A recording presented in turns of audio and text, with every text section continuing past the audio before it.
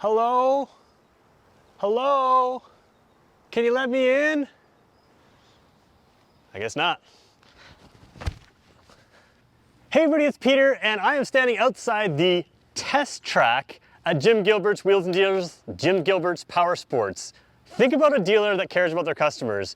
They have 17 acres of property here, and they built an off-road test track. This is amazing. So in this video, we're not actually gonna head down the test track. We're gonna review, a walk-around review of the Kawasaki Brute Force 750. So in a future video, we'll probably take something out there, but right now we wanna go through the details on this underappreciated ATV. So when you think of ATVs, a lot of time we think of like manufacturers that have a huge lineup of ATVs, and I kind of think that makes this one lost in the shuffle, when in reality, if you're looking for something in this class, this is a really competitive vehicle. So Kawasaki, of course, known for their motorcycles, known for their side-by-sides. There's only the Brute Force 750 and the 300, and then of course some children's ATVs as well. And I think some people forget to check it out just because there's not a huge lineup of things. So let's go in depth on this, show you why it might be right for you.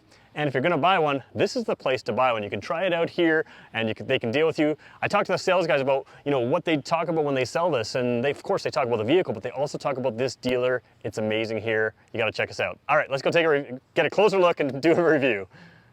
All right, 2023 Brute Force 750. First thing we're gonna show you is the key. If we can get to focus there. Simple little key, you got the cover to keep the mud out, and we'll show you where that goes in a second, but I wanna make sure that I show this to you before we get going. Now you saw me standing on the back rack to start this video. This back rack can support 176 pounds, which I am very close to, but the point is, the Brute Force is appropriately named. It can really handle a lot of strength. And when you think of this vehicle, I want you to think about the strength of it. And I think that matters in an ATV because these aren't built to drive like a Toyota Corolla. These are built to drive off-road and to be driven hard. So out front, you can take 88 pounds on the front rack, 176 pounds on the rear rack. You can also, of course, fit your rider right here. And the whole thing is really built for strength. We're gonna take a look at the suspension and other pieces, and you can see that strength in there. Let's talk about riding position for a second. I'm about 6 feet tall, so you can get a sense of how you might fit compared to someone like me. Very kind of sporty cockpit kind of feel, and that makes sense with a Kawasaki. Think about them, they're used to making, a different style of cockpit for motorcycles, and again, very sporty feel and simplistic. It's important to me on an ATV to have something that's very durable, very strong, and not crazy overly techy. You want this thing to last out there in the mud, out there in the snow, out there in all kinds of weather, in the heat, in the bumps and the rocks and everything else. And that's kind of what I like about this. Overall riding position, very comfortable here. Some room to move your feet around here. Of course, good drainage there for all the mud, water that you're gonna run into, and good protection from the elements. It doesn't feel massively huge, but it's, again, big enough to feel like it's substantial and like you still have some body weight control of it. Some of these ATVs get really large and you kind of don't feel like you can have that body weight control, but you can really feel that on here. Let's take a closer look at some of the features. Let's start with some rider storage. Over here you have a nice little compartment, not designed to hold a ton of weight. You've got a nice little sort of rubber strap here. You could put something behind there if you had a little map or something like that you wanted to keep an eye on. But you're gonna pull that out, nice rubber solid connection there. And this is a very deep storage here. So you can see I can put my hand in here. I also have a lot of space up top. We'll show you a better picture of that right here. And but yeah, just a nice little storage. Put your phone, put your basics, put your ownership, that kind of thing. And you can see the big seal here. This is a nice big foam style seal to keep that weather resistant and keep it clean. Also, of course, everything's gonna be draining off of that. So really proper seal here. You do have a little 12-volt port right there on the side as well. We'll show you a picture of that as well. And then there's another storage area on this side here, which is fully open. And again, anytime it's fully open, you need it to drain from water. This is great for like a water bottle or anything else. And if you wanted to undo this rubberized strap, you can do that, or you can keep it clicked in place right like this. And should be easier than that, right? There we go. This is a user error thing, not a vehicle design thing. Ignition switch is right there. And again, a nice open area right there. There's another storage in the front. Let's take a look at that right now. Storage area in the front, again, you've got the rack, of course, solid rack, and then you've got this little storage area right here which you can turn like this, pop up, and right now they have the owner's manual and other things in there. But again, a little bit less fully waterproof. Certainly has the design to keep water out, but no seal on this one. But again, a good size storage. And the nice thing about something like this in this area is a lot of ATVs will have a storage space that gets really close to the exhaust or the engine, and this isn't going to be quite so warm. It stays shut there and it stays underneath anything that you need to put on your rack. If we're going to talk about storage, we should also talk about capability and towing capability. This vehicle is capable of towing 1,250 pounds. That's a lot for an ATV, so it can really get your work done as well as have your play. Now, if you've got towing capacity like that, you need good suspension. You can see this is solid suspension. It is an independent suspension, and all four corners are preload adjustable. So if you're putting extra weight on there, if you're a little heavier than me, a little lighter than me, you can adjust that up, or if you just want to adjust sort of the way it sort of rides. So again, towing capacity, four-corner adjustable suspension, and when you look at these A-arms here, they're just really beefy and really strong. Again, Brute Force, they know what you're going to be doing with this, and it's built to handle that. Up here, you've got some lighting, rear lighting, of course, single light in the back. It is an incandescent bulb, not an LED, so that is a strength for simplicity. Let's show you the front lighting. We'll talk about that for a second.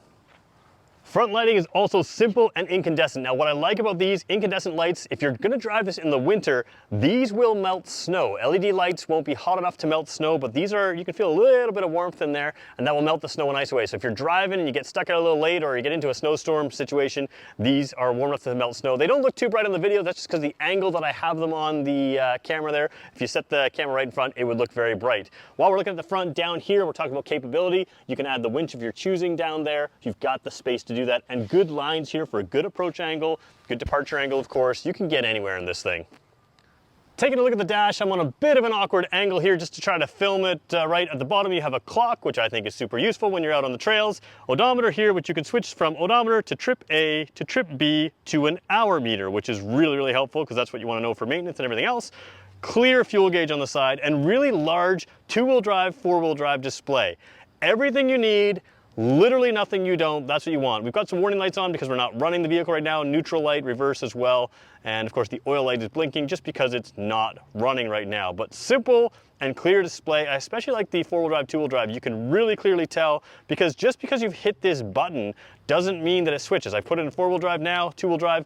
The vehicle has to actually engage in four-wheel drive before this display shows up. So unlike some vehicles where you flip the button, it right away says four-wheel drive, you'll know if you have four-wheel drive or two-wheel drive traction based on what that display says, because again, it has to move and actually engage the four-wheel drive before it actually displays here, which is a big thing to have. Let's take a look at a few other controls.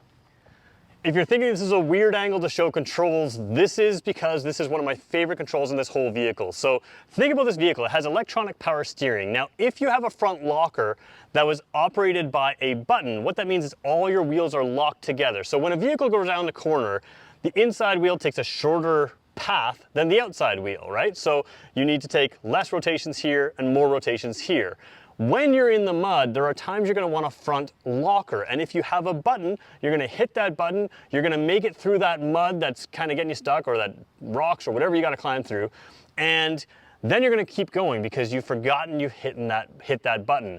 So what this yellow control does here is it locks your front wheels, the front locker, so it locks them together. So if you're in a mud hole, you can spin side to side and try to climb out of that mud, climb out of that slippery situation, or whatever reason you would want your front locker engaged. You hold this in while you want the front locker engaged, and then you can release it the second you don't. It's a super helpful feature that shows that Kawasaki understands how you're riding and what it takes to get traction. So again, very simply, instead of hitting that button and losing some steering control because you forgot that you had it on, you get going out of there, you're just gonna pull this in, get your front locker engaged so those wheels are locked together, and then release it as soon as you don't, or you could pull it on or off as you need to. It's just a super practical control. The other practical control down here is just a parking brake. Pull in the lever, tap that, and you don't need two hands like I just did it. You tap into here, pull with a finger, you've got your parking brake on. Let's show you a few digital controls on this side now. So left side controls here, pretty simple. Your lights are up top. You don't have a great view of that right now, but that's where your lights are. Your starter button, of course, the green. Your kill switch, of course, is the red. Now there is an override button. Now this vehicle has the capability of limiting revs in certain situations where you don't want to over rev the engine, but it allows you to hold this button to allow your wheels to spin. So if you're stuck in the mud and you just need to get a little bit more, but you're feeling that's electronically limiting you, you can hold that button and allow those wheels to spin. So you really have full control when you're riding. Left side here, very simple, 2-wheel drive, 4-wheel drive, just with your thumb right there by the throttle. So you can step up, put it in 4-wheel drive, come back down, put it right back in 2-wheel drive. Super simple. That's all you want on your throttle hand, thumb throttle, of course, down here. And the gear shift is worth pointing out, and I know this is silly, but it has these nice little notches. Now, the vehicle's not on right now. When the vehicle's running, actually, why don't we just turn it on right now? When the vehicle's running, it's very easy to switch to whatever gear you want. You want to go to low gear, no problem. High gear, no problem. Reverse, no problem. It all mechanically engages. You can hear it doing its thing. But a lot of these have these sort of straight shifters and they can get a little jammed up. Not so much a problem with this. We'll leave it in neutral. We'll turn it off. And you can hear that engine's not too loud. Let's talk about that engine now. The engine in this is really the key component. A 749cc V-twin fuel-injected engine gives you all the power you need. And what's Kawasaki known for? Their sport bike engines. All of their engines in all of their vehicles. This one is known as a very powerful and reliable engine. And the other thing I really love about working here with Jim Gilbert's Wheels and Deals is they can really service and take care of this. They have experts that know how to do this. And I think a lot of time in the ATV market, you start buying these vehicles where you really don't know where the engine came from or how quality it is or can they service it. And again, I've said this before in the video, you're not driving this like a Toyota Corolla. This is not a beige Toyota Corolla. It's a camo gray with, you know, the bright racks. This is something that stands out a little bit, and this is something that you're gonna drive and rev through all kinds of situations. So you need an engine that works, you need an engine that works well, and that's what this is. And you'll notice again when we run it again, let's just start it up one more time. We'll turn the key to the on, brake in, hit the start button there. Could have started with my left hand.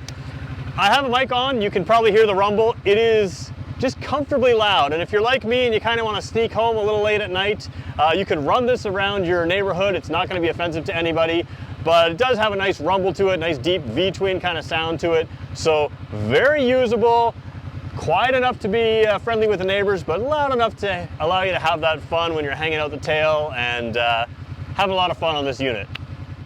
So that's your brief walk-around review of the Kawasaki Brute Force 750. I didn't even get into the new paint scheme here, or not really paint scheme, but the new color scheme here. I didn't even talk about the alloy wheels, which look great. And there's a reason for that. If you want to know more, we can make more videos here. Jim Gilbert's Wheels and Deals, Jim Gilbert's PowerSports has allowed me full access to their vehicle line. I can pull vehicles back on video when you have questions. Maybe we'll take it out on the Kawasaki Way test track here. This is an amazing dealer to work with, and if you're looking to buy, you can connect with them through a link in the description. If you want to know more about Piaggio scooters, Vespa scooters, anything in the Kawasaki line at all, used cars, electric vehicles, all kinds of stuff, subscribe to this channel, and we'll do daily videos of things like this. So thanks everybody for watching, and thanks to Jim Gilbert's PowerSports for allowing me to have access to the Kawasaki Brute Force 750 today.